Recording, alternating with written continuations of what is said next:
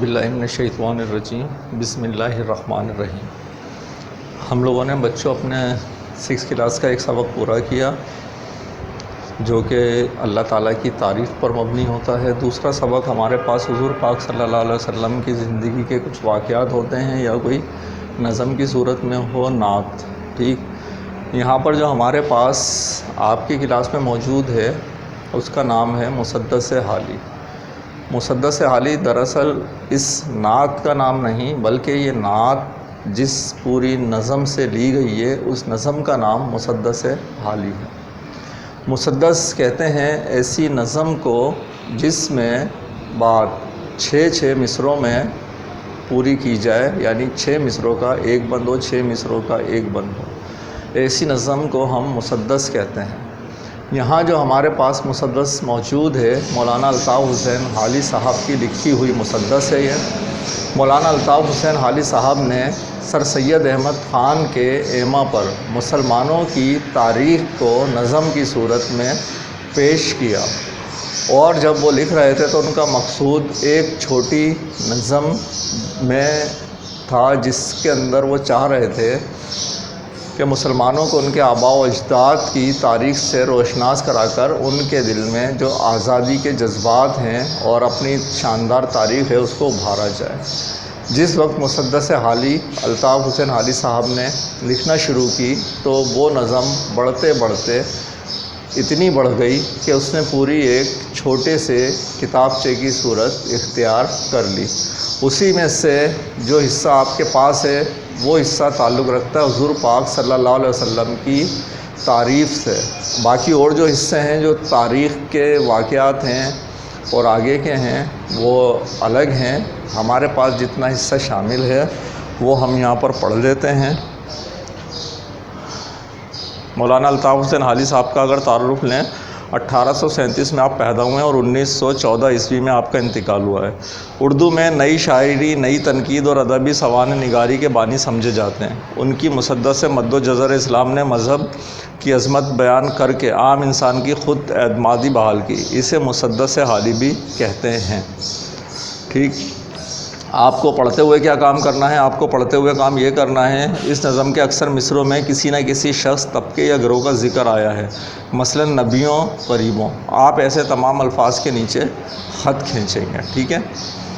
پڑھنے کے مقاصد آہنگ لے اور تلفظ کی ادائیگی کر سکیں، اردو میں نعت یا شاعری سے متعارف ہو سکیں، حضور پاک صلی اللہ علیہ وسلم کے لیے محبت اور عقیدت کے جذبات بیدار کر سکیں، لفظوں کو حروف تہجی کے اعتبار سے ترتیب دینا اور لغت کا استعمال سیکھ سکیں۔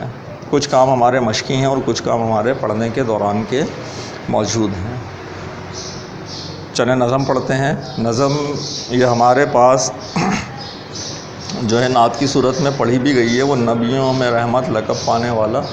یہ نعت یا صورت میں سننے کے لیے آپ نیچے دیے ہوئے لنک پر کلک کیجئے اور پہلے یہ نعت سن۔ ٹھیک ہے بچوں، آپ لوگوں نے نعت سن لی۔ اب ہم اس نعت میں جو بات بولی گئی ہے اشعار میں اس کو سمجھنے کی کوشش کرتے ہیں، ٹھیک ہے۔ پہلا جو اس میں بند ہے وہ ہے 3 بند یہاں پر ٹوٹل ہمیں دیے گئے ہیں، صحیح ہے۔ کل 3 بند یہاں دیے گئے ہیں۔ ہر بند آپ نے دیکھا کہ 6 مصروں پر مشتمل ہے، اسی لیے اس کو مسدس کہتے ہیں۔ وہ نبیوں میں رحمت لقب پانے والا، مرادیں غریبوں کی بر لانے والا، مصیبت میں غیروں کے کام آنے والا، وہ اپنے پرائے کا غم کھانے والا، فقیروں کا ملجا، ضعیفوں کا ماوا، یتیموں کا والی، غلاموں کا مولا۔ پہلے اس بند کو دیکھ لیتے ہیں۔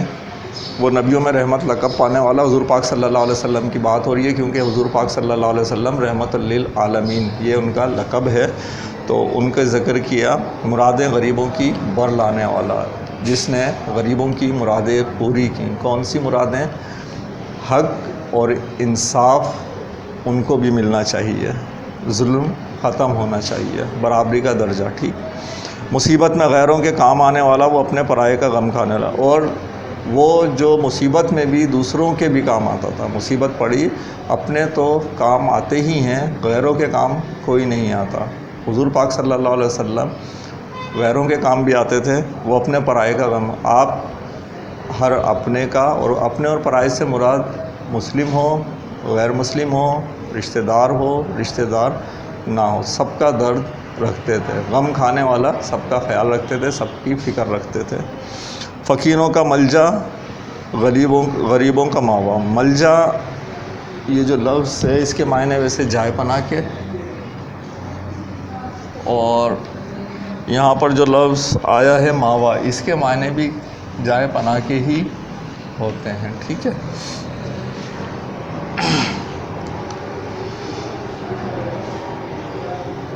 یتیموں کا والی، سرپرست. والی سرپرست. غلاموں کا مولا، مولا مددگار. ٹھیک ہے. تو حضور پاک کی یہ ساری کی ساری صفات، خصوصیات یہاں بیان کی جا رہی ہیں. اس میں حضور پاک کا لوگوں کے ساتھ جو رویہ تھا، یتیموں کی آپ سرپرستی کرتے تھے، غلاموں کے لیے جو تھے مددگار اور دوست. غلاموں کا مولا، دوست، مددگار، معاون. ٹھیک ہے. غلاموں کے بھی آپ ساتھ مل کر اپنے غلام کے ساتھ بھی کام کرتے تھے، نوکر کے ساتھ، اور دوسرے جو غلام ہیں ان کا بھی خیال رکھتے تھے. خطا کار سے درگزر کرنے والا، بداندیش کے دل میں گھر کرنے والا، اور جو دوسروں کی خطائیں معاف کرنے والے. حضور پاک صلی اللہ علیہ وسلم بداندیش، دشمن، اس کے دل میں بھی گھر کرنے والا. دشمن بھی آپ کے جو ہے کیا ہو گئے تھے کہ آپ سے محبت کرنے لگے تھے، آپ کے لیے ان کے دل میں گنجائش پیدا ہو گئی تھی. مفاسد کا زیر و زبر کرنے والا، جو جھوٹ ہے اس کا تیا پانچا، اس کا بیڑا غرق. ٹھیک ہے. اسے واضح کرنے والا. قبائل کو شیر و شکر کرنے والا، شیر و شکر ایک کرنے والا. قبائل کو شیر و شکر کرنے والا. شیر و شکر سے کیا مراد ہے کہ ان کے جو لڑائی جھگڑے تھے ان کو ختم کر دیا اور آپس میں مل جل کر بھائیوں کی طرح رہنا سکھا دیا. اتر کر ہرا سے سوئے قوم لایا اور ایک نسخہ کیمیا ساتھ لایا. یہاں حضور پاک صلی اللہ علیہ وسلم کے اوپر جو پہلی وحی نازل ہوئی غار ہرا میں، اس کی طرف اشارہ ہے. اتر کر ہرا سے سوئے قوم آیا، جب آپ پر پہلی وحی آئی ہے قرآن پاک کی سورت اقرا. ٹھیک ہے. اقرا بسم ربک الذی خلق، اور ایک نسخہ کیمیا ساتھ لایا. نسخہ کیمیا قرآن پاک کو کہا گیا ہے. مس خام کو جس نے کندن بنایا. مس خام کہتے ہیں کچا تانبا.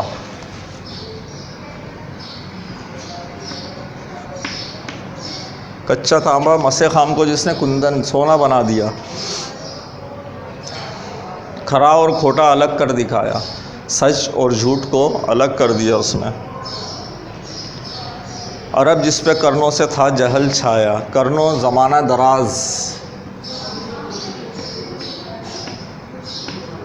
پرانا دور، کافی دور سے، کافی ٹائم سے، لمبے عرصے سے.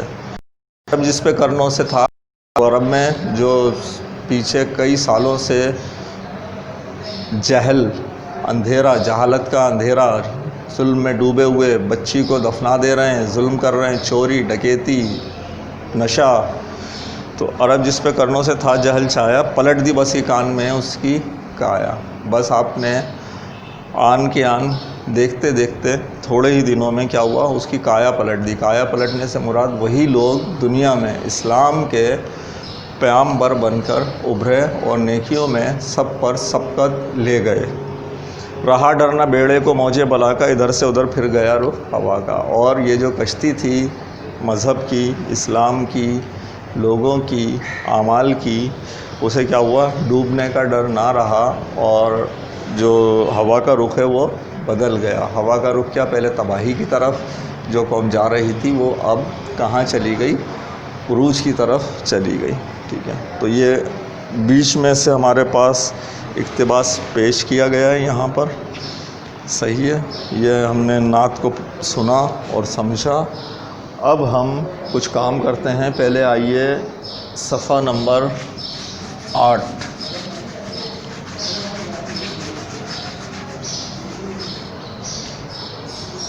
صفحہ نمبر 8 کے اوپر ہمارا کیا کام ہے، آپ نے جو الفاظ پڑھے ہیں اس کے نیچے جو آپ نے خط کھینچا ہے وہ یہاں پر یہ جو آپ کے پاس پورا یہاں پر جدول موجود ہے، اس میں دیکھیں لکھا ہوا ہے، یہاں پر نمبر شمار ہے پہلے،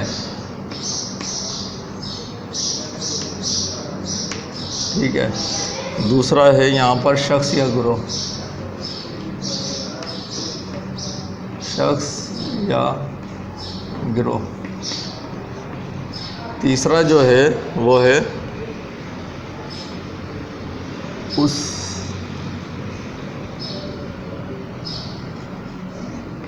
شخص یا گروہ کے ساتھ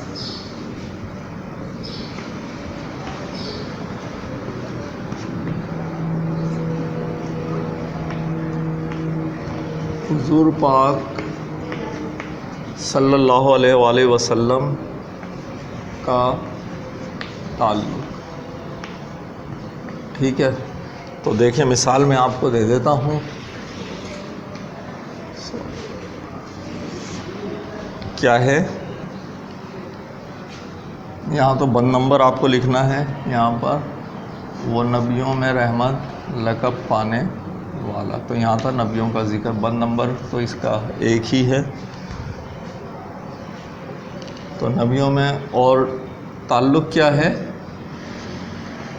تمام نبیوں میں رحمت کا جو لقب پایا،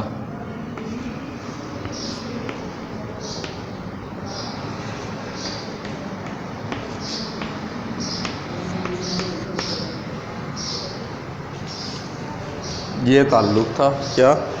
رحمت کا لقب پایا ہے تمام نبیوں میں. اس طریقے سے آپ کو یہاں پر مزید جو غریبوں، فقیروں، ضعیفوں کا ذکر ہے، اس میں جو تعلق بتایا گیا ہے وہ آپ لکھیں گے، اور کس بند میں بتایا گیا ہے وہ لکھیں گے. لکھ لیجئے اس کو جلدی سے. ٹھیک ہے، لکھ لیا؟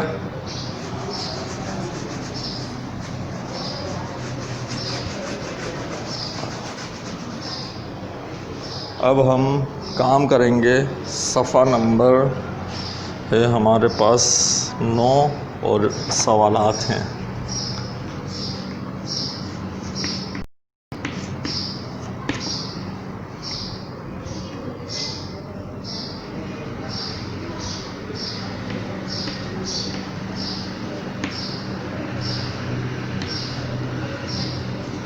نبیوں میں رحمت لقب پانے سے کیا مراد ہے؟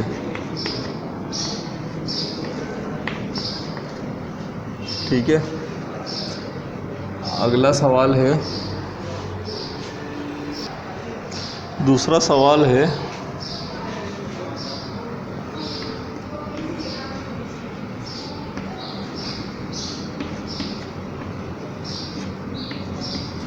خطا کار سے درگزر کرنے والا.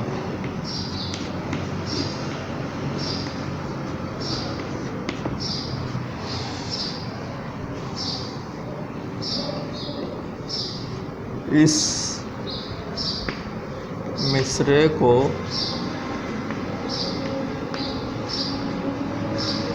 پڑھ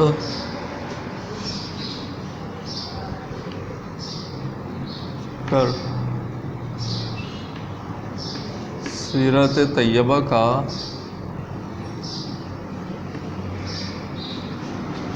جو واقعہ آپ کو یاد آیا ہو.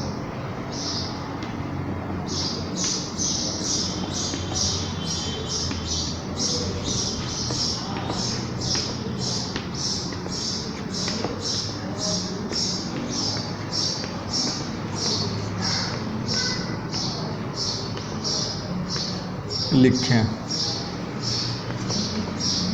ٹھیک ہے، جو بھی واقعہ آپ کو یاد آیا ہے وہ لکھ لیجیے.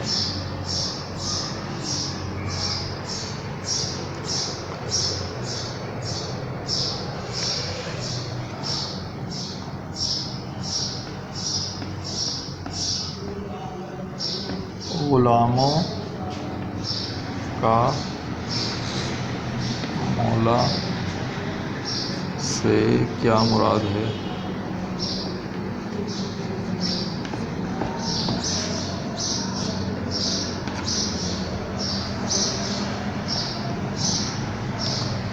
ٹھیک ہے بچوں، سوالات تو اس کے اوپر ابھی یہاں پر 2 اور موجود ہیں، لیکن وہ سوالوں کے جواب میں آپ کو دے بھی چکا ہوں، اور پھر ہمارا کام بھی کچھ زیادہ ہو جائے گا۔ اتنے ضروری نہیں ہیں کیونکہ وہ لیکچر میں ویسے بھی موجود ہیں جن کو الگ سے بتایا ہے۔ ابھی ہمیں ایک بہت دلچسپ کام سیکھنا ہے جو کہ انتہائی ضروری بھی ہے، اور وہ یہ ہے کہ ہمارے پاس لغت کا جو استعمال ہوتا ہے وہ ہم کیسے کرتے ہیں۔ لغت ایسی کتاب جس میں الفاظوں کے معنی موجود ہوتے ہیں۔ اچھا، الفاظوں کے معنی تو موجود ہیں، اب میرے پاس لفظ آ گیا آپ، ایک لفظ آ گیا میرے پاس اب، ایک لفظ آ گیا میرے پاس ابا، ایک لفظ آ گیا ابتر، ٹھیک ہے۔ میرے پاس یہ الفاظ ہیں، اب میں ان کے معنی ڈھونڈنا چاہ رہا ہوں۔ اب جب میں ان کے بچوں معنی ڈھونڈنے جاؤں گا تو اتنی بڑی لغت کے اندر اگر آپ دیکھیں لغت کو، یہ موٹی موٹی لغت موجود ہوتی ہیں، ٹھیک ہے، اور بہت ساری تو ہمارے پاس اس کی جلد ایک نہیں ہوتی ہیں، زیادہ جلدیں ہوتی ہیں، جیسے فرنگ آصفیہ۔ اب اس میں یہ لفظ اگر بے ترتیبی سے کہیں بھی ڈال دیں تو معنی تو موجود ہوں گے، ہم اس کو ڈھونڈیں گے کیسے؟ پہلی جلد میں ہے، دوسری میں ہے، تیسری میں ہے، یا اگر ایک ہی جلد پر موجود کوئی لغت ہے تو اس کے آخری پیج پہ، پہلے پہ ہے، ہزاروں پیج ہوتے ہیں، اور اگر ہم ایک ایک لفظ کے معنی ایسے دیکھیں گے تو پھر تو ہو گیا کام، ملے گا بھی پتہ نہیں ملے گا، ٹھیک ہے۔ تو اس کے اندر طریقہ یہ ہوتا ہے کہ لفظوں کو حروف تہجی کے حساب سے توڑ لیتے ہیں اور لکھ لیتے ہیں۔ اس کے لیے لغت دیکھنے کے لیے سب سے زیادہ اہم ضروری بات جو ہے وہ یہ ہے کہ آپ کو حروف تہجی کا پتہ ہونا چاہیے۔ جیسے کہ اگر آپ کے پاس انگلش کے ورڈ ہیں تو آپ کو پوری ABCD جو اس کے الفابیٹس ہیں وہ یاد ہونے چاہیے۔ اسی اردو میں حروف تہجی علی بے پے تے، پہلے کون سا آتا ہے بعد میں کون سا آتا ہے۔ اب اگر یہ لکھا ہوا ہے آپ، تو اس کو پھر لغت میں رکھنے کا طریقہ کیا ہوتا ہے؟ وہ یہ ہوتا ہے کہ اسے ہم اس کے اجزاء میں توڑ دیتے ہیں۔ مقصد آپ کون سے لفظوں سے مل کر بنا، اس میں پہلے الف آیا، پھر الف آیا، 2 الف ہوتے ہیں تو الف مدہ اسے لکھتے ہیں ہم، اور پھر بے آیا، یہ ہے آپ، یہ ہے الف اور یہ ہے صرف بے، اب، ٹھیک، ابا الف بے، پھر بے، اور پھر الف، یہ ہے ابا۔ ابتر الف بے تے اور رے۔ اب آپ دیکھیں یہ چاروں کے چاروں لفظ الف سے ہی شروع ہو رہے ہیں۔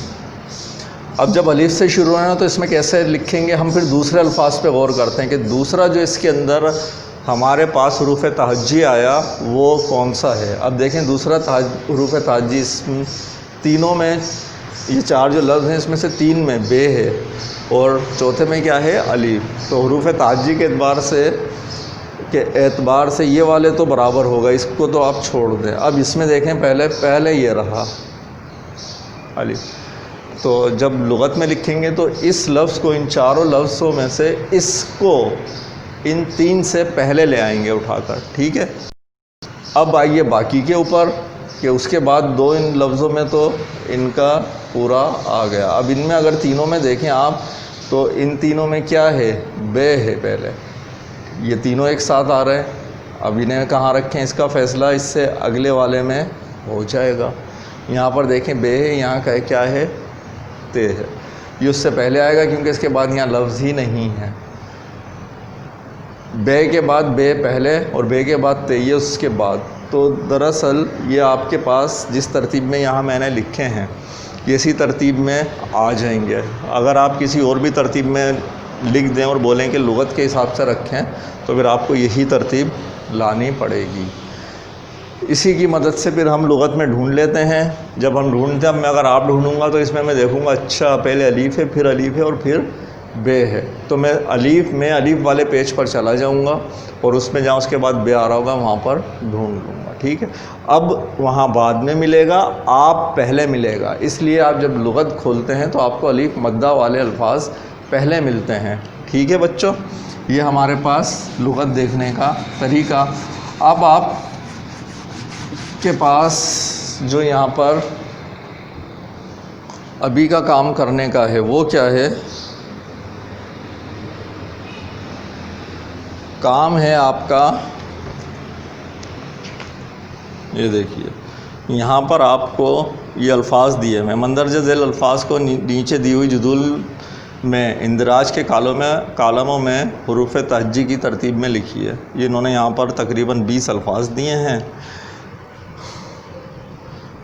نبی، رحمت، لقب، پانا والا، مراد، غریب کی، بر لانا، اپنے پر آئے، کا، غم، کھانا، فقیر، ملجا، ضعیف، ماوا، یتیم، والی، مولا، غلام، یہ سب لکھے ہیں. یہاں پر جو آپ کے پاس کالم بنے ہوئے ہیں وہ میں دکھا دیتا ہوں کیا ہے. یہاں لکھا ہوا ہے نمبر شمار، ٹھیک ہے. پھر اس کے بعد لکھا ہے اندراج، اور پھر لکھا ہوا ہے قسم.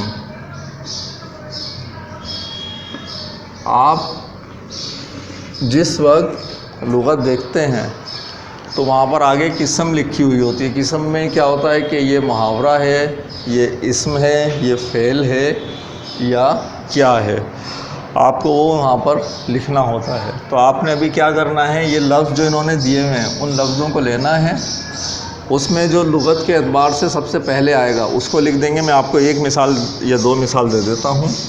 اس میں پہلے جو آ رہا ہے اپنے پر آئے، الف کے بعد بے والا کوئی ہے نہیں، پے والا جو آ رہا ہے وہ لفظ ہے اپنے پر آئے. ٹھیک ہے، الف کے بعد الف والا بھی نہیں ہے، الف کے بعد بے والا بھی کوئی نہیں ہے. جو پہلا ہی لفظ ہے وہ ہے الف کے بعد پے والا. باقی سب لفظ کوئی نون سے شروع ہوا ہے، کوئی لام سے، کوئی پے سے، کوئی غین سے، الگ الگ سے شروع ہوئے. ٹھیک ہے. اچھا، یہ لفظ اگر آپ ویسے دیکھیں تو یہ محاورہ ہے.